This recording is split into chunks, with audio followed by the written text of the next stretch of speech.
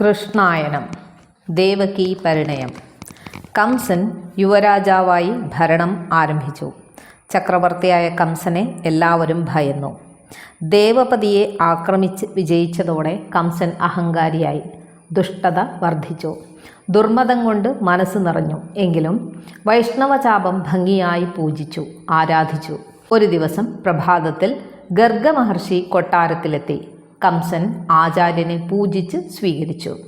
ദാസഭാവത്തിൽ കംസൻ ചോദിച്ചു, ആചാര്യ, എഴുന്നള്ളുവാൻ വിശേഷിച്ചെന്തെങ്കിലും കാരണമുണ്ടെങ്കിൽ? ഗർഗൻ പറഞ്ഞു, കാര്യമുണ്ട്. നിന്നെ സംബന്ധിച്ചിടത്തോളം പ്രാധാന്യമുള്ളതും നീ തന്നെ അനുഷ്ഠിക്കേണ്ടതുമായ കാര്യം. നിന്റെ നേർ സഹോദരി അല്ലെങ്കിലും ദേവകി സഹോദരി തന്നെ. അവൾക്ക് വിവാഹപ്രായം കഴിയുന്നു. മംഗല്യം നടത്തണം. അതിന് ഒരു വരൻ എത്തിയിട്ടുണ്ട്. വ്രജഭൂമിയുടെ അധികാരിയും നിന്റെ പൂർവ്വബന്ധുവുമായ വസുദേവർ. നല്ല യോജിപ്പാണ്. ആ കാര്യം നിനക്കുകൂടെ ബോധിച്ചതാണെങ്കിൽ നടത്തുന്നതിൽ തെറ്റില്ല. ആചാര്യൻ്റെ വാക്കുകൾ കേട്ട് സന്തോഷത്തോടെ കംസൻ പറഞ്ഞു, വസുദേവർ എന്നെ കണ്ടിരുന്നു. അദ്ദേഹം നല്ലവനാണ്. എനിക്ക് ആ ബന്ധം ഇഷ്ടവുമാണ്. യോഗ്യമായ മുഹൂർത്തത്തിൽ ആ വിവാഹം നമുക്ക് നടത്താം. ഗർഗാചാര്യൻ മുഹൂർത്തം കുറിച്ചു. വസുദേവരുടെയും ദേവകിയുടെയും വിവാഹം ഉത്സവമാക്കി മാറ്റുവാൻ യാദവർ നിശ്ചയിച്ചു. വ്രജഭൂമിയുടെ ഉത്സവമായി മാറുകയായിരുന്നു ആ വിവാഹം. യമുനയുടെ തീരം ആഹ്ലാദത്താൽ രമിച്ചു. കംസൻ ഈ ആഘോഷം ഉജ്ജ്വലമാക്കുവാൻ തന്നെ തീരുമാനിച്ചു. ചക്രവർത്തിയായി അധികാരമേറ്റതിനു ശേഷം നടത്തുന്ന ഒരു ശുഭകാര്യമാണ്. എല്ലാ മാഹാത്മ്യത്തോടും ഗൗരവത്തോടും വേണം വിവാഹം നടത്തുവാൻ. കംസന്റെ ആജ്ഞ അനുസരിച്ച് മധുര മോടി പിടിപ്പിച്ചു. രാജധാനി അലങ്കരിച്ചു. വ്രജപ്രജകൾ ആനന്ദ തിമിർപ്പിൽ ആറാടി. അന്ധകരും വൃഷ്ണികളും തമ്മിലുള്ള വൈരം തീരുന്നതിൽ എല്ലാവരും ആഹ്ലാദചിത്തരായി. കംസൻ ദാനധർമ്മങ്ങൾ നടത്തി. സമ്പത്ത് വാരി കോരി ചെലവഴിച്ചു. മനോരഞ്ജകമായ പന്തലിൽ വെച്ച് അഗ്നി സാക്ഷികമായി വസുദേവർ ദേവകിയെ ഉപധർമ്മത്തിന് സ്വീകരിച്ചു. മന്ദാക്ഷ നമ്രാംഗിയായി കുലാംഗനയായ ദേവകി വസുദേവരുടെ ധർമ്മപത്നിയായി. യാത്രയയപ്പിന് സമയമായി. ഭേരീനാദമുയർന്നു. തെരുവീഥികൾ നയനസഹസ്രങ്ങളുടെ അഭിരാമതയിൽ കുളിച്ചു നിന്നു. കാളിന്തിയിലെ ഇളം കാറ്റ് മധുരാനിവാസികൾക്ക് കുളിരേകി. ചെന്താമരകൾ പൊന്തുന്ന തടാകങ്ങളിൽ നിന്ന് സുഗന്ധവാഹിയായ മന്ദമാരുതൻ എത്തി വധൂവരന്മാർക്ക് ഉപചാരമർപ്പിച്ചു. ദേവകി ഭർതൃഗൃഹത്തിലേക്ക് പോകുവാൻ അണിഞ്ഞൊരുങ്ങി. ചാരുവായ ഹംസദുകുലം ചാർത്തി സൗവർണാംഗിയായി അവൾ ഒരുങ്ങി നിന്നു. വിദ്യുല്ലതിക പോലെ ദേവകി ശോഭിച്ചു. ജമന്തിപ്പൂക്കൾ വിതറിയ തെരുവിലൂടെ വിവാഹഘോഷയാത്ര തുടങ്ങി. വെള്ളക്കുതിരകളെ പൂട്ടിയ തേരിൽ വധൂവരന്മാർ ഉപവിഷ്ടരായി. മൂടുപടം ചാർത്തി മുഗ്ധാംഗിയായി ദേവകി വസുദേവരുടെ വാമഭാഗം അലങ്കരിച്ചു. സഹോദരിയോടുള്ള സ്നേഹം പ്രകടിപ്പിക്കുവാൻ വധൂവരന്മാർ പട്ടണം കടക്കുവോളം കുതിരകളെ തെളിയിക്കുന്ന കർമ്മം കംസൻ തന്നെ ഏറ്റെടുത്തു. ചക്രവർത്തി നയിക്കുന്ന തേരിൽ അഭിമാനത്താൽ തുടുത്ത മുഖവുമായി ദേവകി വർത്തിച്ചു. വർഗവൈരം വെടിഞ്ഞ് യാദവർ ഒന്നായതിൽ വസുദേവരും അഭിമാനം കൊണ്ടു. തെരുവിൽ ഈ കാഴ്ച കാണുവാൻ ജനം തിങ്ങി നിറഞ്ഞിരുന്നു. പൂക്കൾ വിതറി മംഗലമാക്കിയ നഗരവീഥിയിലൂടെ രഥം ഉരുണ്ടു. പെട്ടെന്ന് വിണ്ണിൽ നിന്ന് ഒരു ശബ്ദം ഇടിഞ്ഞു വീണു. ഒന്നിനു പുറകെ ഒന്നായി ഒരു മല തകർന്നു വരും പോലെ ശബ്ദങ്ങൾ അടർന്ന് കംസന്റെ ശിരസിൽ പതിച്ചു. ഹേ കംസ, ഈ ദേവകിയുടെ 8ാമത്തെ പുത്രൻ നിന്റെ അന്തകനാകും. വാക്കുകൾ വ്യക്തമായി തന്നെ കംസൻ കേട്ടു. എന്താണ് ഈ അശരീരി ശബ്ദത്തിൻ്റെ അർത്ഥം? കംസൻ പകച്ചു. പരിഭ്രമം കോപത്തിന് വഴിമാറി. കോപം ക്രൂരതയായി. ക്രൂരത ദൈത്യരാജനിൽ ജ്വലിച്ചു. കുതിരകൾ വേഗത്തിലോടുവാൻ വെമ്പുകയായിരുന്നു. പെട്ടെന്ന് കംസൻ കടിഞ്ഞാൺ വലിച്ചു. കരത്തിലിരുന്ന ചമ്മട്ടി ദൂരേക്ക് വലിച്ചെറിഞ്ഞു. തേരിലിരുന്നവർ ഭയന്നു. അവരുടെ മുഖത്ത് അമാവാസി കുടികയറി. ചുറ്റും കാഴ്ച കാണുവാൻ നിന്നവരുടെ മുഖം കാർമേഘം പോലെയായി. എങ്ങും സന്തോഷമില്ല, ആനന്ദമില്ല, എവിടെയും പരിഭ്രമം. ഇനി എന്ത് എന്ന ചോദ്യഭാവം. കഠിന നിശബ്ദത തെരുവിൽ കൂത്താടി. കംസന്റെ മനസ്സിൽ ആ വാക്കുകൾ പിന്നെയും മുഴങ്ങി. കംസ, ദേവകിയുടെ 8ാമത്തെ പുത്രൻ നിന്റെ അന്തകനാകും. ദൈത്യരാജൻ ആ വാക്കുകൾ ഓർത്തു ഞെരിപിരി കൊണ്ടു. മനസ്സിൽ ചുഴലി തുടങ്ങി. കണ്ണുകളിൽ കോപത്തിൻ്റെ അഗ്നി ആളി.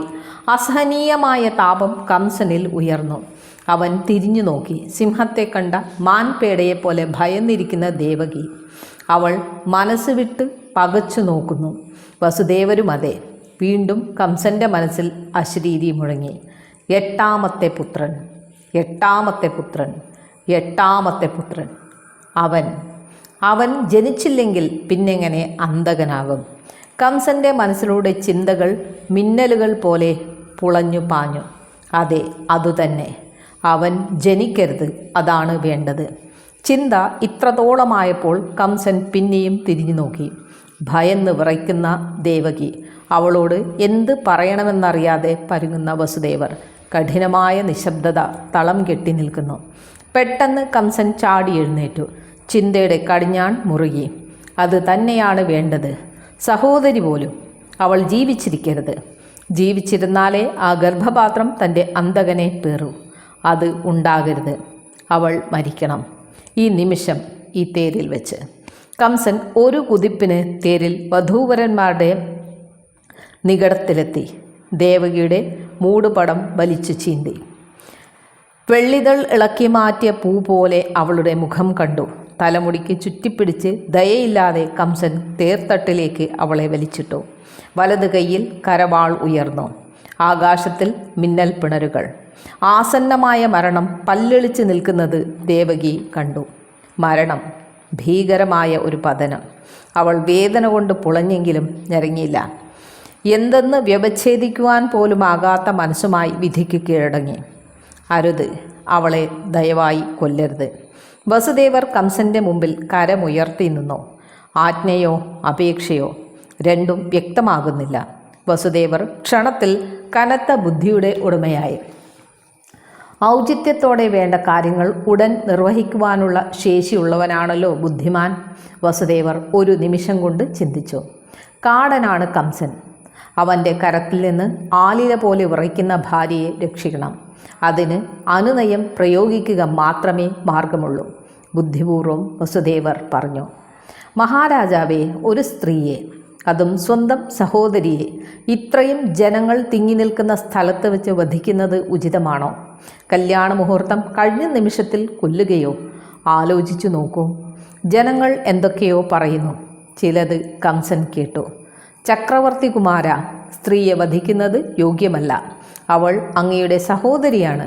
മാത്രമല്ല അവൾ ഇതിൽ കുറ്റക്കാരിയുമല്ല. അങ്ങ് ധീരനാണ്. മരണത്തെ ഭയക്കരുത്. മറ്റൊരാൾ പറഞ്ഞു. വസുദേവർ അനുനയപൂർവ്വം പറഞ്ഞു. രാജകുമാര, അങ്ങയുടെ മനസ്സെനിക്കറിയാം. കോപം മാത്രമല്ല, വേദനയുമുണ്ട്. അങ്ങ് വ്യാകുലനാകരുത്. ദേവകിയല്ലല്ലോ അങ്ങയെ വധിക്കുന്നത്. അവളുടെ 8ാമത്തെ പുത്രനല്ലേ? കഷ്ടം. അവൻ ജനിച്ച ഉടനെ എങ്ങനെയാണ് കൊല്ലുവാൻ വരിക? ഒരിക്കലുമില്ല. ഓരോ കുട്ടി ജനിക്കുമ്പോഴും അവരെ താങ്കളെ ഏൽപ്പിക്കാം. താങ്കൾ ഇഷ്ടം പോലെ ചെയ്തുകൊള്ളൂ. ആ വാക്കുകൾ കശ്മല ഹൃദയൻ്റെ മനസ്സിൽ ചലനങ്ങൾ സൃഷ്ടിച്ചു. അത് മുതലാക്കി വസുദേവർ പറഞ്ഞു. രാജാവേ, ഈ സഹോദരി പാവമാണ്. അറിഞ്ഞുകൊണ്ട് ഒരു തെറ്റും ചെയ്തിട്ടില്ല. കുരരി പോലെ കരയുന്ന ഇവളെ വധിക്കുന്നത് തെറ്റാണ്. സ്ത്രീഹത്യ പാപവുമാണ്. വസുദേവർ തുടർന്നു. ശാന്തനാകൂ, ഒന്നും ഭവിക്കുകയില്ല. കംസന്റെ ചിന്തയിൽ പലതും ഉയർന്നു. ശരിയാണ് വസുദേവർ പറഞ്ഞത്. ദേവകിയുടെ 8ാമത്തെ പുത്രനാണ് തന്നെ കൊല്ലുക. അത് ജനിച്ച ഉടനെ നടത്തുവാനാകാത്ത കാര്യമാണ്. അതുകൊണ്ട് ആ സന്താനത്തെ നശിപ്പിക്കുവാൻ പ്രയാസമില്ല. ഇപ്പോൾ ഇവളെ കൊല്ലുകയും വേണ്ട. യാദവരുടെ ശത്രുത ഒഴിവാകുകയും ചെയ്യും. എല്ലാം നല്ലത് തന്നെ. ഈ ചിന്തകളോടെ കംസൻ പറഞ്ഞു. വസുദേവരെ, താങ്കളുടെ വാക്കുകൾ ഞാൻ വിശ്വസിക്കുന്നു. ഉയർന്ന കരം താണു. തലമുടിയുടെ ബന്ധം അയഞ്ഞു. ദേവകി തലവഴി മൂടി കുനിഞ്ഞിരുന്നു. ഭയവും വേദനയും അപമാനവും അവളെ ശവമാക്കിയിരുന്നു. കംസൻ തേരിൽ നിന്നിറങ്ങി. തേരാളി എവിടെ? തേരാളി എത്തി. കംസൻ ആജ്ഞാപിച്ചു, ഇവരെ വ്രജഭൂമിയിൽ എത്തിക്കൂ.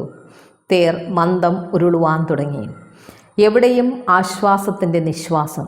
കംസൻ കൊട്ടാരത്തിലേക്ക് നടന്നു. പരിജനങ്ങൾ ഭവ്യതയോടെ ഒഴിഞ്ഞു നിന്നു. വിവാഹ ഘോഷയാത്ര നിശബ്ദം പ്രജഭൂമിയിലേക്ക് നീണ്ടുകൊണ്ടിരുന്നു.